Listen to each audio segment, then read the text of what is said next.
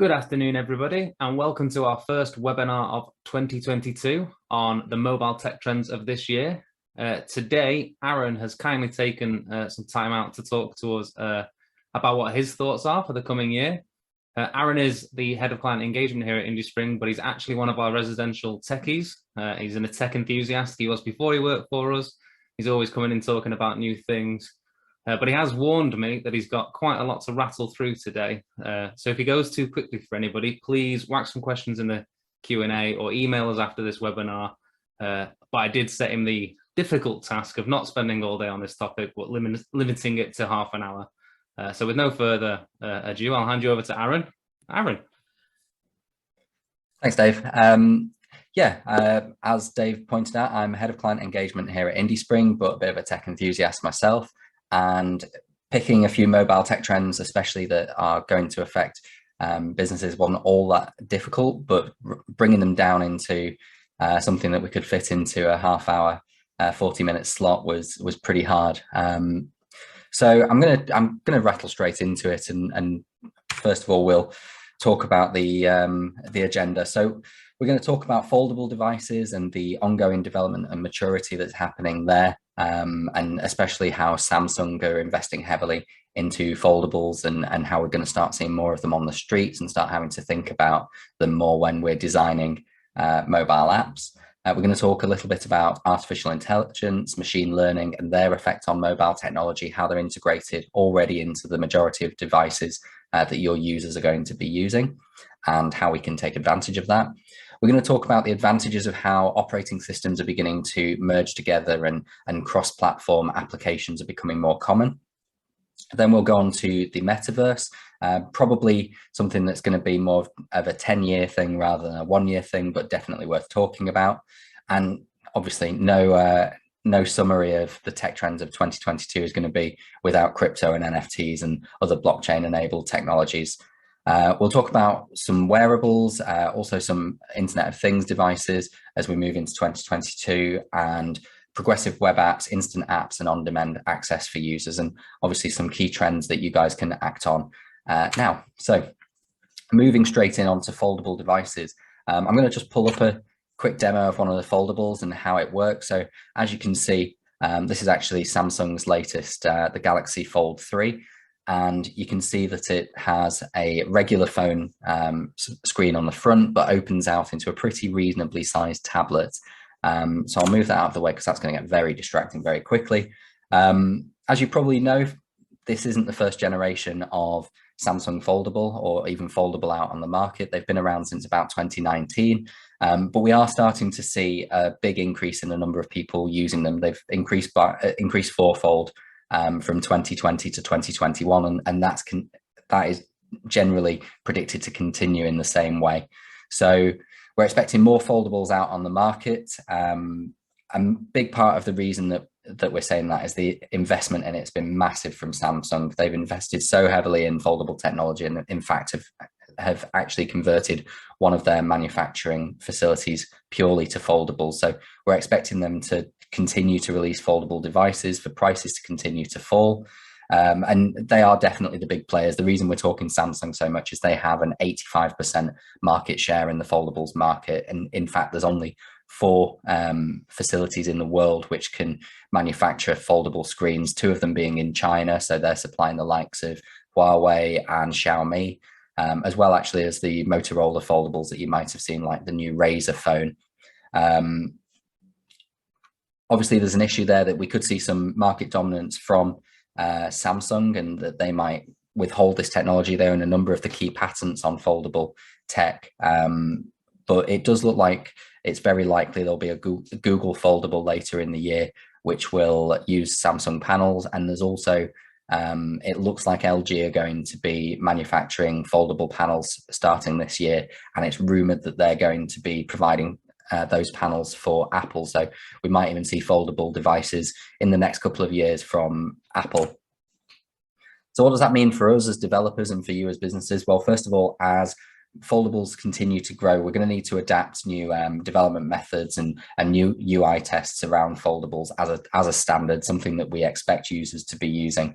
Obviously, one of the biggest challenges if somebody is using your mobile app using the regular mobile screen and then opens up their Foldable, you want that shift from a mobile app to a tablet app effectively to still feel consistent and to keep that journey feeling smooth and nice. And there's been some great work done already by Google. They're definitely leading by the way in terms of how their operating system Android handles foldables. The latest update to Android 12.1 has actually introduced Foldable into Android natively.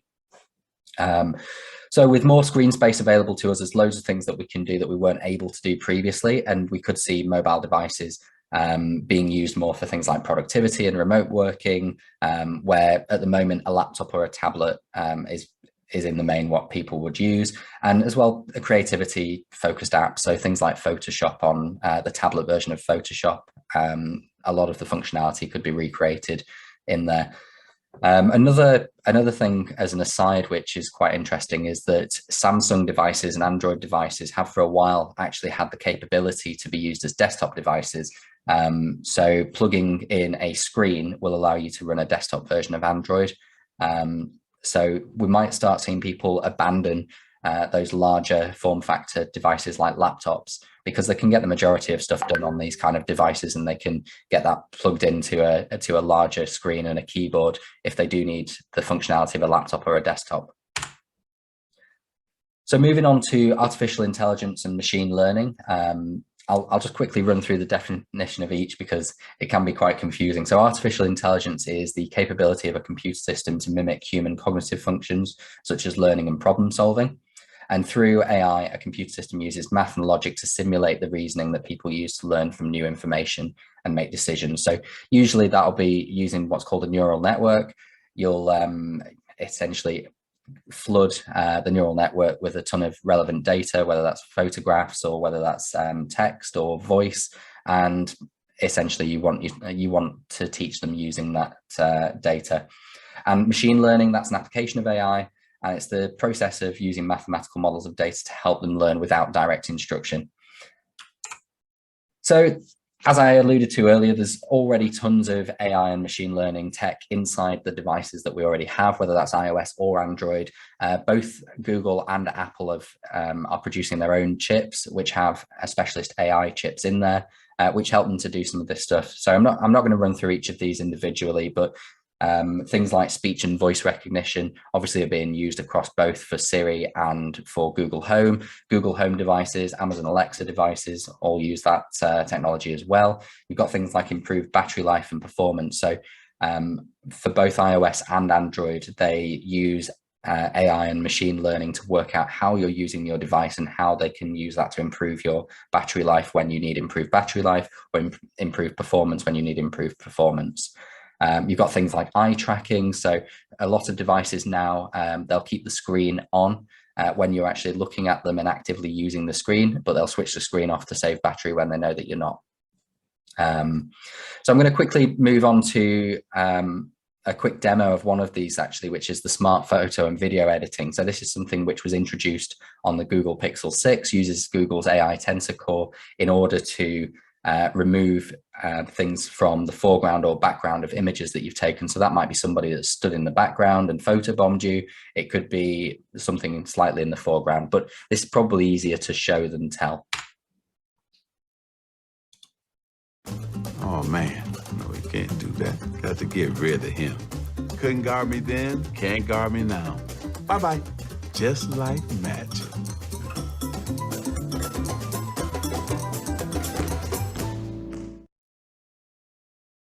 Oh man. So Google have obviously recruited the capabilities of Magic Johnson to say how magical that is. But if you spotted it, that is super simple, and it does work as well as it shows in that demo.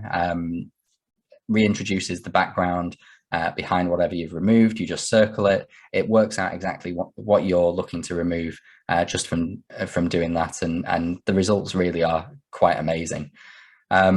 So what should you be embracing in mobile?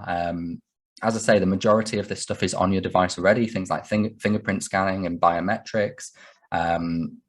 But you can definitely use machine learning with large data sets that you own as a business to provide tailored advertising or tailored user experience, and also things like a more human experience with chatbots and the like. For securing apps, you can use those biometrics, and as we've seen, you can use image recognition and manipulation. So as an example, if you're a car insurance company or something like that, you could use the image recognition to recognize the make and model of the car, the color, the registration plate. All of those sorts of things could be pulled automatically from an image rather than asking a user to enter them manually. So moving on to why the big companies are merging operating systems. So this is happening across the board, but it's definitely been more well advertised and shouted about by Apple. They moved towards the M1 chip across their devices recently, and in large part that was to allow apps to run natively across all of their devices. Now, they have said unequivocally they are not looking to move to one super OS that runs across all of them. In fact, they've actually separated their operating systems out a little more than anticipated when they separated iPad OS from iOS.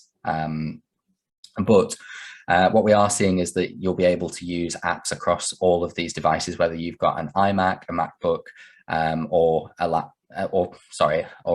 iOS mobile phone or an iPad.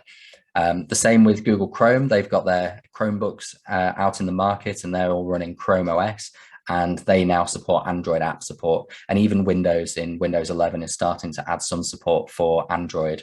Now, the reason that they're doing it is that it locks people into their ecosystem even more heavily. I'm an Android user, and I know myself that I struggle whenever I pick up an iPhone. It just doesn't work for me. And I'm locked into that Android ecosystem, but they can lock you into other devices. So regardless of if you're an iPhone user, you're probably more likely to buy an iMac because you can use your iPhone apps on there and so on. So how can we take advantage of this moving forward? So as all of these systems are merging, we should definitely be thinking about the potential that users might not just be using their apps on a mobile device. It's obviously we already need to think about the fact that those apps could be used on tablets, but now we need to think as well about the fact that these mobile apps could be used on a full screen desktop device, on a laptop. You could need to make some changes because of keyboard and mouse input as well. So that starts from the design phase right through to development. And it definitely presents a new opportunity for us as well, for applications to be on desktop or on larger devices without having to go through a significant amount of new development to create a completely new program for those devices. So definitely some advantages there. So moving on to the metaverse. So the idea of the metaverse is it's a combined system of web, AR, VR, and more, which will allow you to cross over items, avatars, systems across multiple streams within a single coordinated space. It's one of those things that's a lot easier to show than tell. So I'm going to have a little bit of a video in a moment to show some of Facebook's workrooms. It is a Facebook ad, but I thought it was a great way to summarize some of the things that we can expect to be doing once the metaverse starts kicking off. As I said before, this is something where we're looking probably a 5 or 10 year plan. And in fact, Meta, or who were Facebook, have already pledged $1 billion in funding over the next decade into metaverse technologies. They've also promised $50 million of funding per year towards responsible growth of the metaverse. But Facebook being Facebook, we'll see how that goes. But what does it mean for you as businesses? Well, you can join VR meetings with your own avatar or on camera. I've already got a VR headset, and we're getting some more in for Indie Spring as a whole. And we're going to start doing a few meetings in VR and potentially releasing some examples of how that's worked or where the limitations are. It is one of those technologies that definitely feels not quite there yet, but we're definitely well along the path at this point. You can have presentations using the existing web technologies in VR or in AR, which is augmented reality, where you've got to pass through to the real world or some interaction with the real world as well as your interaction with the virtual space. You can have custom VR workspaces, so we could recreate the Indie Spring offices in VR. And it's a whole new area as well. We're talking a lot there about the potential benefits of working in VR, but also a lot of people are going to be socializing and spending time in VR, wanting to improve the look of their avatars, and actually spend cash on these new programs. So it's a whole new area that some of our clients can definitely sell their products in. So I'll skip on to this Facebook video. As I say, it's about a minute long, and demos this pretty well.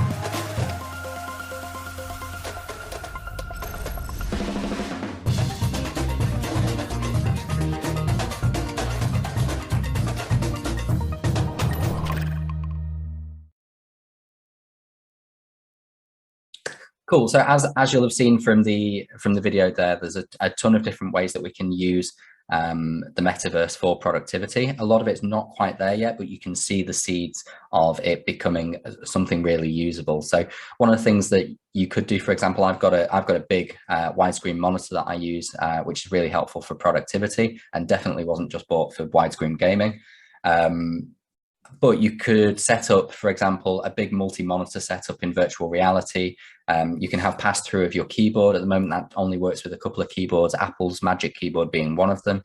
But you can have pass-through of your keyboard, and you can actually see your own hands as you're using that. So that's something that's been really needed for productivity and has been introduced in the latest Quest updates.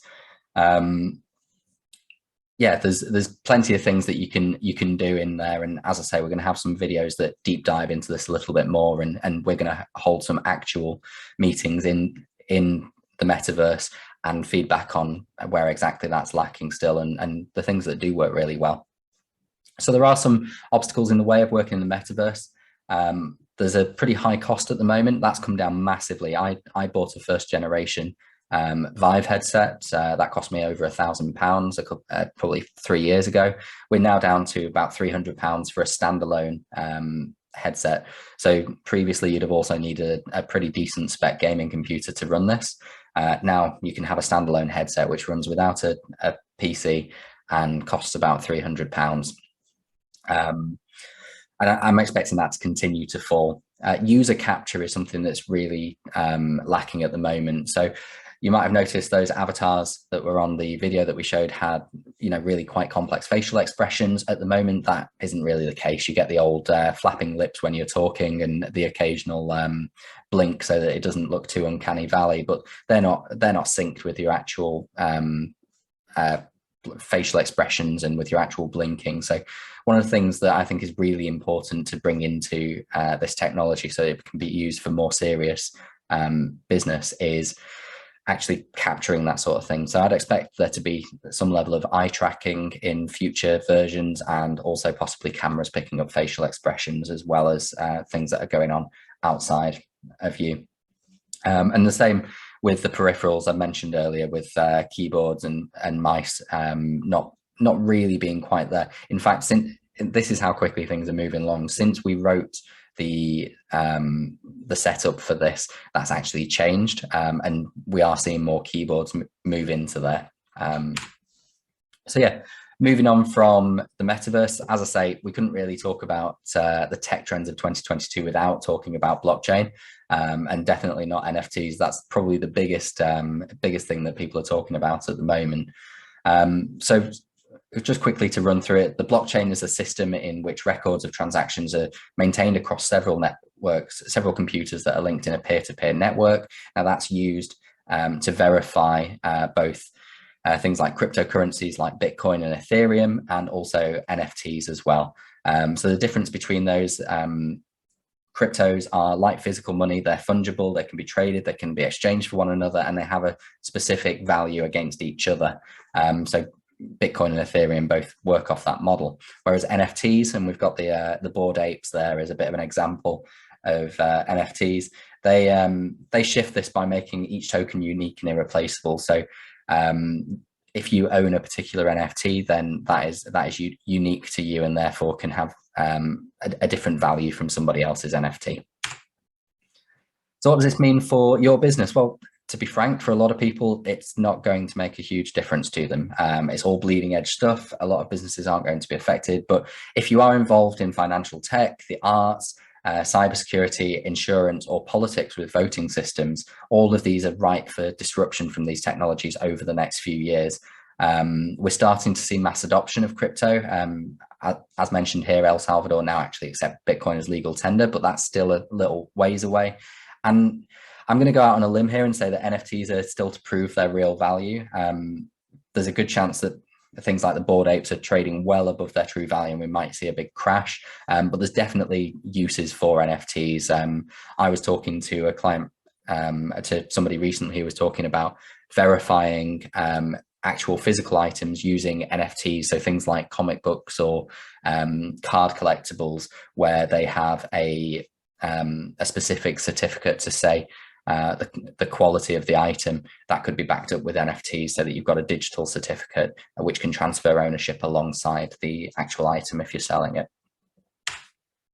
We're seeing growing adoption of wearables. I mean, most people nowadays, I'm not wearing mine today, but most people would wear a smartwatch or a Fitbit these days. So we're seeing more and more of that.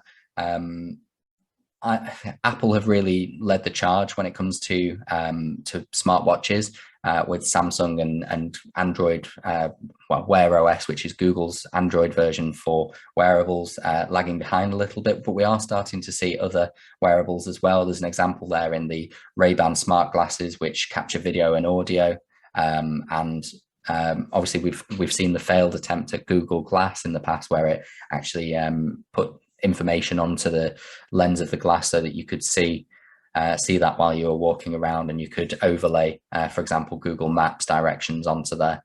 And I'm expecting that we'll probably see a bit of a resurgence in those type of wearables.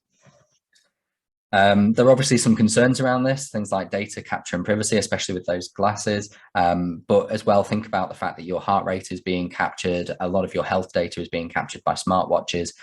So there's a lot of worry around that. But there's still a huge desire to use them.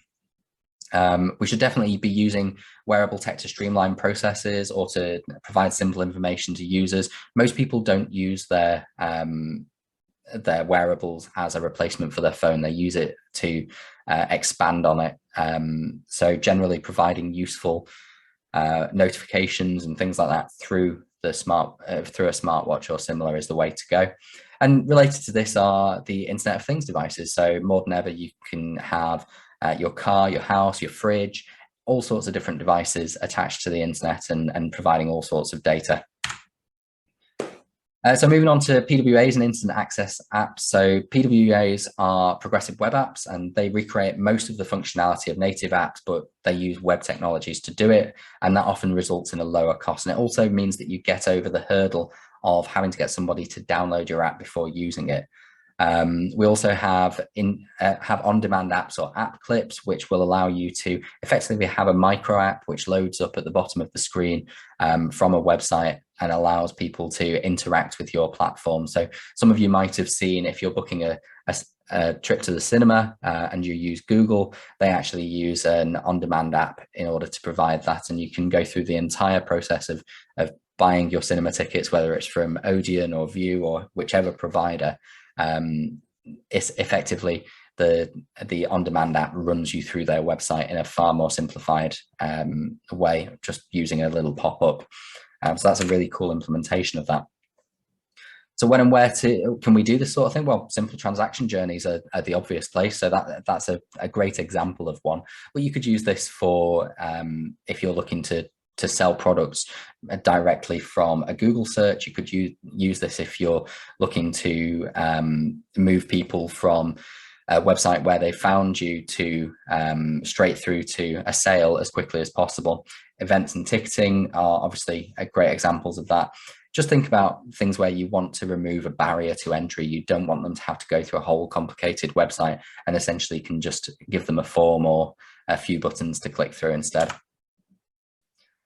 So what should you really be focusing on for 2022? I've picked 3 of those, which I think are probably the ones to really be thinking of at the moment. So the AI and machine learning, we've talked in the past on one of our other webinars, which you can find on our website, about digital psychology and behavioral UX design. And AI and machine learning feeds into that really nicely. And I think that's an area that is ripe for people to start using straight away. Definitely doesn't require the technology to come on more for you to start seeing the benefits of that to boost conversions, increase user engagement. Progressive and on-demand apps, this technology is already out there. It's something that can relatively simply be implemented.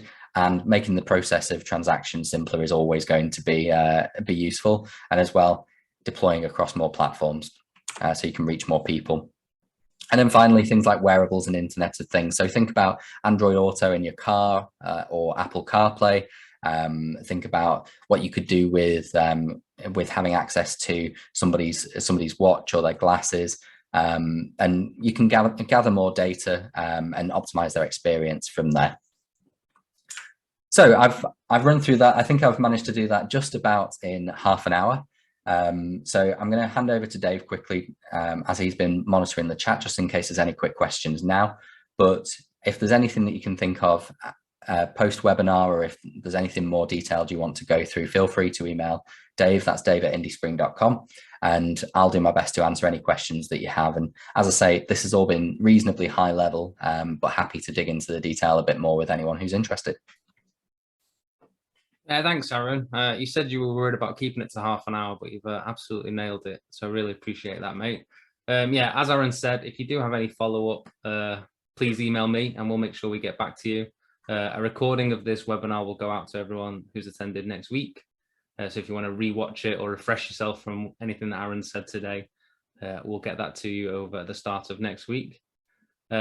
And then, yeah, just keep your eyes out for details of our next webinar coming up on the 24th of February. We'll be starting to leak teasers over the next week or so. So keep your eyes out for the next topic. But thank you very much for attending. We hope you found Aaron useful. Aaron, thank you very much for your time today. I'll leave this page up for a few minutes if you need to capture that email address. But we hope